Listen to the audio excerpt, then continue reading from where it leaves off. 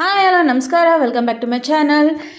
ಇವತ್ತು ನಾನು ಗೌರಿ ಗಣೇಶ ಹಬ್ಬಕ್ಕೆ ನಾನೇ ಕೈಯಾರೆ ಅರ್ಶನದಲ್ಲಿ ಗೌರಿ ಗಣೇಶನ ಮಾಡಿ ಕೂರಿಸಿ ಪೂಜಿಸೋಣ ಅಂತ ಅಂದ್ಕೊಂಡಿದ್ದೀನಿ. ಈಗ ತಾನೇ ಜಸ್ಟ್ ಆಫೀಸಿಂದ ಬಂದು ಹಬ್ಬಕ್ಕೆಲ್ಲ ತಯಾರಿನೂ ಮಾಡ್ಕೋತಾ ಇದ್ದೀನಿ. ನನ್ನ ಕೈಲಿ ಎಷ್ಟಾಗುತ್ತೆ ಒಬ್ಬಳೇ ಏನೇನು ಮಾಡೋದಕ್ಕಾಗುತ್ತೆ ಅದನ್ನು ಮಾಡ್ತೀನಿ. ಏನಾದ್ರು ತಪ್ಪಿದರೆ ಅಂದರೆ ಇವಾಗ ನಾನು ವೀಡಿಯೋ ಅಪ್ಲೋಡ್ ಮಾಡ್ತೀನಲ್ಲ ಹಬ್ಬದ್ದು, ಅದರಲ್ಲಿ ಏನಾದ್ರು ತಪ್ಪಿತ್ತು ಅಂತೇಳಿದ್ರೆ ಕಮೆಂಟ್ ಸೆಕ್ಷನಲ್ಲಿ ತಿಳಿಸಿ, ಅದನ್ನು ನೆಕ್ಸ್ಟ್ ಸತಿ ಸರಿ ಮಾಡ್ಕೊಳ್ಳೋಣ. ಪ್ರತಿ ವರ್ಷ ಮನೆಯವ್ರ ಜೊತೆ ಆಚರಿಸ್ತಾ ಇದ್ದೆ, ಈ ಸತಿ ನಾನು ಒಬ್ಬಳೇ ಆಚರಿಸ್ತಾ ಇದ್ದೀನಿ. ಸ್ವಲ್ಪ ಬೇಜಾರಿದೆ, ಆದರೂ ಪರವಾಗಿಲ್ಲ. ಇವಾಗ ಗೌರಿ ಗಣೇಶ ಹೇಗೆ ಮಾಡೋದು ಅಂತ ಹೇಳಿದರೆ, ಫಸ್ಟು ಅರಿಶಿನ ತಗೊಳ್ಳಿ. ಅರಿಶಿನಾಗೆ ಸ್ವಲ್ಪ ಮೈದಾ ಹಾಕೋಬೇಕು. ಮೈದಾನ ಹಾಕ್ಕೊಂಡು ಸಮ ಪ್ರಮಾಣದಲ್ಲಿ ಹಾಕ್ಕೊಂಡು, ಅಂದರೆ ಸೇಮ್ ರೇಷದಲ್ಲಿ ಹಾಕ್ಕೊಂಡು ಕಲಿಸ್ಕೊಳ್ಳಿ. ನೀವು ಇವಾಗ ಚಪಾತಿ ಹಿಟ್ಟು ಎಲ್ಲ ಮಾಡ್ಕೋತೀರ ಅದೇ ಥರ ನೀವು ಅದನ್ನು ಕಲಿಸ್ಕೋಬೇಕು. ಅದನ್ನು ಕಲಿಸ್ಕೊಂಡು ಚೆನ್ನಾಗಿ ಬಸ್ಕೋತಾ ಇದ್ದೀನಿ, ಯಾಕಂತ ಹೇಳಿದ್ರೆ ಅದು ಚೆನ್ನಾಗಿ ಕನ್ಸಿಸ್ಟೆನ್ಸಿ ಬರಲ್ಲ ಅಂತ.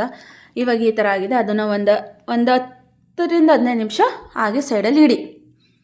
ಫಸ್ಟ್ ಇವಾಗ ಗಣೇಶ ಮೂರ್ತಿನ ಮಾಡ್ಕೋತಾ ಇದ್ದೀನಿ. ಗಣೇಶ ಮೂರ್ತಿ ಮಾಡ್ಕೊಳ್ಳೋದಕ್ಕೆ ಮೊದಲು ನೀವು ಬೇಸ್ ಮಾಡ್ಕೋಬೇಕು. ಈ ಥರ ನಾನು ಇಲ್ಲಿ, ನೀವು ಒಬ್ಬೊಬ್ಬರು ತಟ್ಟೆ ಯೂಸ್ ಮಾಡ್ತಾರೆ, ಇಲ್ಲ ಅಂತ ಹೇಳಿದ್ರೆ ಏನಾದರೂ ನಿಮ್ಮ ಹತ್ರ ಸರ್ಕಲ್ ಥರದ್ದು ಏನಾದ್ರು ಬೇಸ್ ಇತ್ತು ಅಂತ ಹೇಳಿದ್ರೆ ಅದ್ರ ಮೇಲಾದರೂ ಮಾಡ್ಕೊಳ್ಳಿ.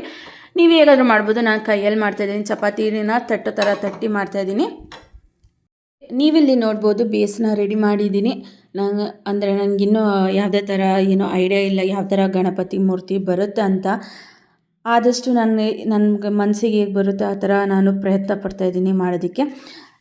ಚೆನ್ನಾಗಿ ಬರುತ್ತೆ. ನೀವು ಭಕ್ತಿಯಿಂದ ಮಾಡಿದ್ರೆ ಗಣಪತಿ ಮೂರ್ತಿ ಯಾವುದೇ ಮೂರ್ತಿ ಆದ್ರೂ ಚೆನ್ನಾಗಿ ಬಂದೇ ಬರುತ್ತೆ.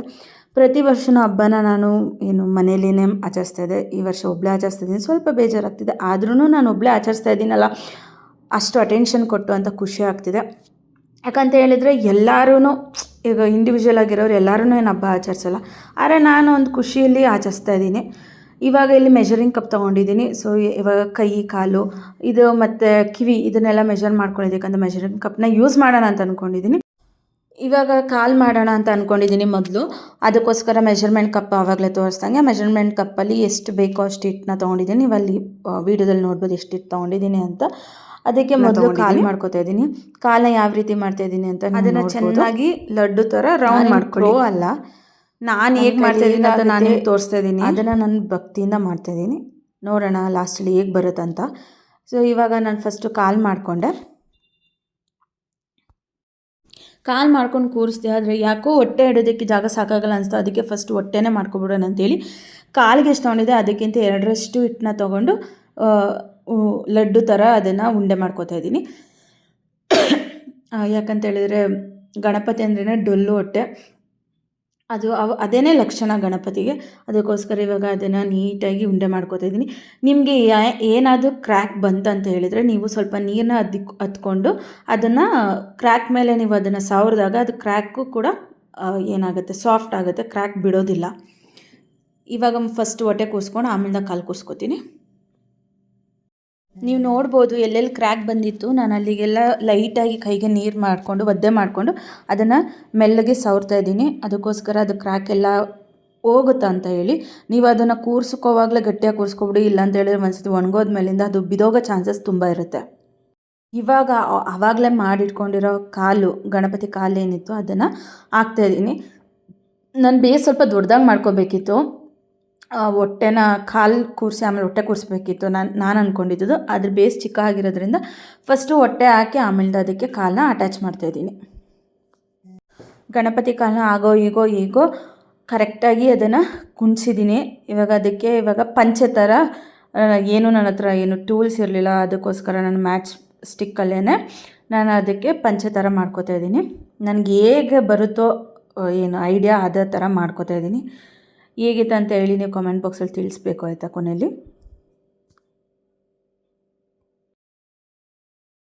ಅದೇ ಮ್ಯಾಚ್ ಬಾಕ್ಸ್ ಕಡ್ಡಿಲೇ ಪಂಚೆ ಮಾಡಿಕೊಂಡು ಮತ್ತು ಅದು ಬೆರಳುಗಳನ್ನ ಮಾಡ್ಕೊಂಡಿದ್ದೀನಿ. ಈಗ ನಾನು ಎದೆ ಭಾಗನ ಮಾಡ್ಕೋತಾ ಇದ್ದೀನಿ. ಫಸ್ಟು ಒಂದು ಸ್ವಲ್ಪ ಹಿಟ್ಟು ತೊಗೊಂಡು ಅದನ್ನು ಚಪಾಟೆ ಥರ ಮಾಡ್ಕೊಂಡಿದ್ದೀನಿ. ಚಪಾಟೆ ಥರ ಮಾಡ್ಕೊಂಡು ಓವಲ್ ಶೇಪಲ್ಲಿ ಮಾಡ್ಕೊಂಡಿದ್ದೀನಿ ಅಂತ ಹೇಳ್ಬೋದು. ಓವಲ್ ಶೇಪಲ್ಲಿ ಮಾಡಿಕೊಂಡು ಅದನ್ನು ಹೊಟ್ಟೆ ಮೇಲೆ ಕುಣಿಸ್ತಾ ಇದ್ದೀನಿ.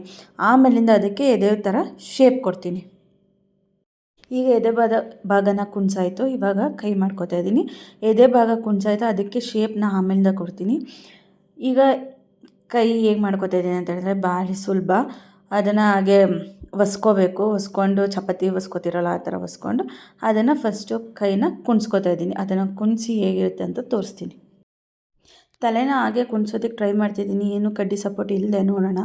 ಆದರೆ ಆಗಲಿಲ್ಲ. ಇವಾಗ ನಾನು ಏನು ಮಾಡಿದೆ ಅಂತ ಹೇಳಿದರೆ, ಮ್ಯಾಚ್ ಬಾಕ್ಸ್ ಕಡ್ಡಿನೇ ಕೊಟ್ಟು ತಲೆನ ಕುಣಿಸಿದ್ದೀನಿ. ಹೊಟ್ಟೆ ಮತ್ತು ಎದೆ ಭಾಗಕ್ಕೆ ಯಾವುದೇ ಥರ ಏನೂ ಯೂಸ್ ಮಾಡಿಲ್ಲ ಸಪೋರ್ಟ್ಗೆ, ಬರೀ ತಲೆಗೆ ಮಾತ್ರ ಕಡ್ಡಿ ಹಾಕಿ ಕುಣಿಸಿದ್ದೀನಿ. ಈಗ ನೆಕ್ಸ್ಟು ಸೊಂಡ್ಲು ಮಾಡ್ಕೊತಾ ಇದ್ದೀನಿ. ಸೊಂಡ್ಲು ಮಾಡೋದು ನಿಮ್ಮೆಲ್ರಿಗೂ ಗೊತ್ತಿರುತ್ತೆ, ಭಾಳ ಸುಲಭ. ಒಂದಷ್ಟು ಹಿಟ್ಟು ತೊಗೊಂಡು, ಅರೆ ಮೀಡಿಯಮ್ ದಪ್ಪಕ್ಕಿರಲಿ, ಅದನ್ನು ತೊಗೊಂಡು ಹಾಗೆ ಒಸ್ಕೋಬೇಕು, ಕೈಯಲ್ಲಿ ಒಸ್ಕೊಂಡು ಇವಾಗ ಅದನ್ನು ನೀಟಾಗಿ ಮುಖಕ್ಕೆ ಅದೇನಾಗಬೇಕು ಅದನ್ನು ಬ್ಲೆಂಡ್ ಆಗೋ ಥರ ನೀಟಾಗಿ ಹಾಕ್ಕೋಬೇಕು. ಆವಾಗ ಫೇಸ್ಗೂ ಸೊಂಡ್ಲಿಗೂ ಏನು ಗ್ಯಾಪ್ ಇಲ್ಲದೆ ಇರೋ ಥರ ಆ ಗ್ಯಾಪ್ನ ಮುಚ್ಚಬೇಕಂತ ಹೇಳಿದ್ರೆ ನೀವು ನೀರನ್ನ ಬಳಸ್ಕೊಂಡು ನೀವು ಅದನ್ನು ಮಾಡಿದ್ರೆ ಭಾಳ ಚೆನ್ನಾಗಿ ಅದು ಕೂರುತ್ತೆ. ಈಗ ನಾನು ಏನು ಮಾಡ್ಕೋತಾ ಇದ್ದೀನಿ ಹೇಳಿ, ಆನೆ ಕಿವಿ ಅಂತ ಹೇಳಿದ್ರೆ ದೊಡ್ಡದಾಗಿರಬೇಕು, ವಿಶಾಲವಾಗಿರಬೇಕು. ನಾವು ಏನೇನು ಬೇಡ್ಕೋತೀವೋ ಎಲ್ಲ ಗಣಪತಿಗೆ ಚೆನ್ನಾಗಿ ಕೇಳಿಸ್ಲ ಅಂತ ಹೇಳಿ ದೊಡ್ಡ ಕಿವಿ ಮಾಡಿ ನನ್ನ ಗಣಪತಿ ಮೂರ್ತಿಗೆ ಹಾಕೋಣ. ಆನೆ ಕಿವಿ ಮಾಡೋದು ಸುಲಭನೇ. ಫಸ್ಟು ನೀವೇನು ಮಾಡ್ಕೋಬೇಕಂತ ಹೇಳಿದರೆ, ನೀವು ಆ ಪಾರ್ಟ್ಗಳನ್ನ ನೀವು ರಾ ಥರ ಮಾಡ್ಕೋಬೇಕು. ಆಮೇಲಿಂದ ಅದಕ್ಕೆ ನಿಮಗೆ ಯಾವ ಥರ ಏನಂತಾರೆ ಶೇಪ್ ಬೇಕು, ಆಕಾರ ಬೇಕು, ಅದನ್ನು ನೀವು ಆಮೇಲಿಂದ ಅದನ್ನು ಕೊಡಬೇಕು. ಅಂದರೆ ಒಣಗೋಕ್ಕಿಂತ ಮುಂಚೆನೇ ಕೊಡಬೇಕು. ನಾನು ಫಸ್ಟ್ ಅದನ್ನು ಯಾವ ಸೈಜಲ್ಲಿ ಬೇಕಂತ ಹೇಳಿ ನಾನು ಅದನ್ನು ಫಸ್ಟು ಮಾಡ್ಕೋತಾ ಇದ್ದೀನಿ. ಆಮೇಲೆ ಅದನ್ನು ಗಣಪತಿಗೆ ಕೂರಿಸಿ ನನಗೆ ಯಾವ ಶೇಪ್ ಬೇಕೋ ಆ ಥರ ಕಿವಿ ಶೇಪ್ನ ಕೊಡ್ತೀನಿ.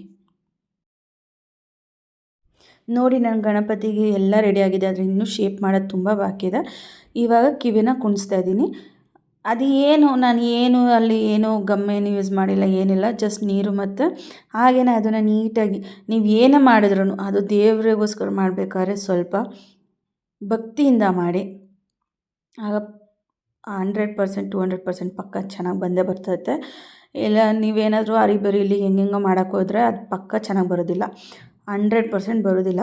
ಅದಕ್ಕೋಸ್ಕರ ನೀವೇನು ಮಾಡಬೇಕಂತ ಹೇಳಿದ್ರೆ ಭಕ್ತಿಯಿಂದ ಮಾಡಬೇಕು, ಆವಾಗಷ್ಟೇ ಚೆನ್ನಾಗಿ ಬರ್ತೈತೆ.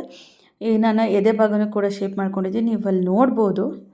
ನಾನು ಕಿವಿನ ಹೇಗೆ ಕುಣಿಸ್ತಾ ಇದ್ದೀನಿ ಅಂತ ನೀವು ನೋಡಿ, ಎಷ್ಟು ನೀಟಾಗಿ. ನಿಜವಾಗನ ತುಂಬ ಪೇಷನ್ಸ್ ಬೇಕು. ಈ ಗಣಪತಿ ಮೂರ್ತಿ ಎಲ್ಲ ಮಾಡ್ತಾರೆ ಅಷ್ಟು ದೊಡ್ಡದು, ಅವ್ರಿಗೆ ನಿಜ ಎಷ್ಟು ಪೇಷನ್ಸಿಂದ ಮಾಡ್ತಾರಲ್ವ.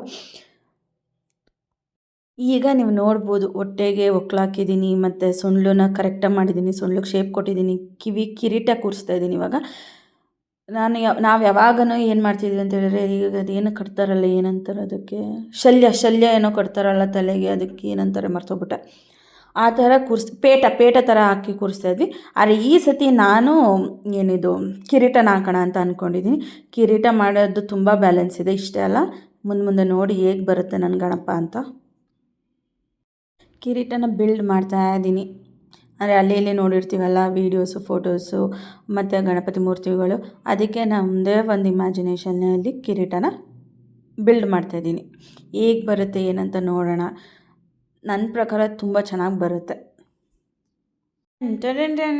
ಈಗ ನೋಡಿ, ನನ್ನ ಗಣಪತಿ ಆಲ್ಮೋಸ್ಟ್ ರೆಡಿ ಆಗೈತೆ. ಇನ್ನೂ ಕಣ್ಣು ಹಾಕಬೇಕು, ಆಮೇಲೆ ಜನವರ ಎಲ್ಲ ಬೆಳಗ್ಗೆ ಹಾಕೋತೀನಿ, ಕಣ್ಣೆಲ್ಲ ಇವಾಗೇನೆ ಹಾಕ್ತೀನಿ. ಕಿರೀಟ ಫೈನಲ್ ಟಚ್ ಕೊಡ್ತಾಯಿದ್ದೀನಿ. ಇನ್ನು ಕಿವಿಯೆಲ್ಲ ಬೆಂಡ್ ಮಾಡಿ ಅದಕ್ಕೆಲ್ಲ ಸ್ವಲ್ಪ ಶೇಪ್ ಕೊಡಬೇಕು, ಮತ್ತು ಲಡ್ಡು ಇಡಬೇಕು. ಮತ್ತು ನಂಗೆ ತಿಳಿದಿರೋ ಮಟ್ಟಕ್ಕೆ ಇಲಿ ಮಾಡೋಣ, ಮತ್ತು ಇನ್ನು ಗೌರಮ್ಮ ಮಾಡಬೇಕು. ಗೌರಮ್ಮ ನಂಗೆ ಅಷ್ಟು ಐಡಿಯಾ ಇಲ್ಲ ಹೇಗೆ ಮಾಡೋದಂತ, ಅಷ್ಟು ಅಭ್ಯಾಸ ಇಲ್ಲ. ಈ ವರ್ಷ ಮಾಡ್ತೀನಿ, ಭಕ್ತಿಯಿಂದ ಮಾಡ್ತೀನಿ, ಹೇಗೆ ಬಂದರೂ ಚೆನ್ನಾಗಿರ್ತಾಳೆ ಗೌರಮ್ಮ. ಆಮೇಲಿಂದ ಮುಂದಿನ ವರ್ಷ ಇನ್ನೂ ಇದಕ್ಕಿಂತ ಏನಾದ್ರು ಇಂಪ್ರೂವ್ ಮಾಡ್ಕೋಬೋದು ಅಂತೇಳಿ ಇನ್ನೂ ಇಂಪ್ರೂವೈಸ್ ಮಾಡೋಣ. ಈಗ ಗಣಪತಿ ಆಲ್ಮೋಸ್ಟ್ ಮುಗ್ದೈತೆ. ಇನ್ನೇನು ಗೌರಮ್ಮ ಮಾಡ್ತಾಯಿದ್ದೀನಿ. ಗೌರಮ್ಮ ನಂಗೆ ತಿಳಿದಿರೋ ಮಟ್ಟಕ್ಕೆ ಮಾಡ್ತಾಯಿದ್ದೀನಿ. ಹೆಂಗೆ ಬರ್ತೈತೆ ಏನು ಅಂತ ನಂಗೆ ಗೊತ್ತಿಲ್ಲ, ನೋಡಮ್ಮ ಹೆಂಗೆ ಬರ್ತೈತಂತ. ನಂಗೆ ಅಂದರೆ ಗೌರಮ್ಮ ಮಾಡೋದು ಸ್ವಲ್ಪ ಕಷ್ಟನೇ. ಅದು ಫೇಸ್ ಶೇಪೆಲ್ಲ ಹೇಗೆ ಕೊಡಬೇಕಂತ ತಿಳಿಯಲ್ಲ. ಅದಕ್ಕೋಸ್ಕರ ಈ ವರ್ಷ ನಂಗೆ ಹೇಗೆ ಅನಿಸ್ತಿದೆ ಆ ಥರ ಮಾಡ್ತಾಯಿದ್ದೀನಿ. ಮುಂದಿನ ವರ್ಷ ಇದಕ್ಕಿಂತ ಏನು ಇಂಪ್ರೂವ್ಮೆಂಟ್ ಮಾಡ್ಕೋಬೋದು ಅಂತೇಳಿ ಮುಂದಿನ ವರ್ಷ ಅದನ್ನು ಇಂಪ್ರೂವ್ ಮಾಡಿಕೊಂಡು ಗೌರಿ ಆಗಲಿ ಗಣೇಶ ಆಗಲಿ ಇನ್ನೂ ಚೆನ್ನಾಗಿ, ಇನ್ನೂ ಭಕ್ತಿಯಿಂದ, ಇನ್ನೂ ಪ್ರೀತಿಯಿಂದ ಮಾಡಿದ್ರೆ ಇನ್ನೂ ಸುಂದರವಾಗಿ ಬರುತ್ತೆ. ಗೌರಮ್ಮ ಮತ್ತು ಗಣೇಶಂಗೆ ಇನ್ನೂ ಸ್ವಲ್ಪ ಫೈನಲ್ ಟಚ್ ಕೊಡೋದು ಬಾಕಿ ಐತೆ. ಅದನ್ನೆಲ್ಲ ಕೊಟ್ಟು ತೋರಿಸ್ತೀನಿ ಹೇಗೆ ಬಂದೈತಂತ. ಇನ್ನೂ ಇಟ್ಟು ಮಿಕ್ಕಿತ್ತು, ಅದಕ್ಕೆ ಸುಮ್ಮನೆ ಹಾಗೆ ಇಲಿ ಥರ, ಆದರೆ ಇಲಿ ಅಲ್ಲ. ಆದರೆ ಗಣಪತಿ ಗೊತ್ತಾಗುತ್ತೆ ಇದು ಇಲ್ಲಿನೇ ಅಂತ, ಆ ಥರ ಮಾಡಿ ಇಡ್ತಾಯಿದ್ದೀನಿ. ಇಲಿ ಮೂರ್ತಿನ ಈಗ ನನ್ನ ಗಣಪ ಮತ್ತು ಗೌರಮ್ಮ ಮತ್ತು ನನ್ನ ಪುಟ್ಟು ಇಲ್ಲಿ ರೆಡಿಯಾಗಿದೆ. ನಾಳೆ ಪೂಜೆಗೆ ಎಲ್ಲ ತಯಾರಿ ಮಾಡ್ಕೊಂಡು ಇವಾಗ ಆಗಲೇ 1 ಗಂಟೆ ಆಗೈತೆ. ಇನ್ನು ನಾನು ಅದೆಲ್ಲ ಕ್ಲೀನ್ ಮಾಡಿ ಮಲಗೋಷ್ಟರಲ್ಲಿ 1:15 ಆಯ್ತದೆ. ಹೇಗೈತೆ ನನ್ನ ಗಣಪತಿ ಅಂತ ಹೇಳಿ ಕಮೆಂಟ್ ಮಾಡಿ ತಿಳಿಸಿ. ನೋಡಿ ನನ್ನ ನೀಲಿ ಮರಿ ಇಷ್ಟು ಕ್ಯೂಟಾಗಿ ಮುದ್ದಾಗಿದೆ. ಗಣಪತಿನೂ ತುಂಬ ಚೆನ್ನಾಗಿದೆ, ಗೌರಿನೂ ತುಂಬ ಚೆನ್ನಾಗಿದೆ, ತುಂಬ ಲಕ್ಷಣವಾಗಿ ಬಂದಿದೆ. ಕಮೆಂಟ್ ಮಾಡಿ ತಿಳಿಸಿ.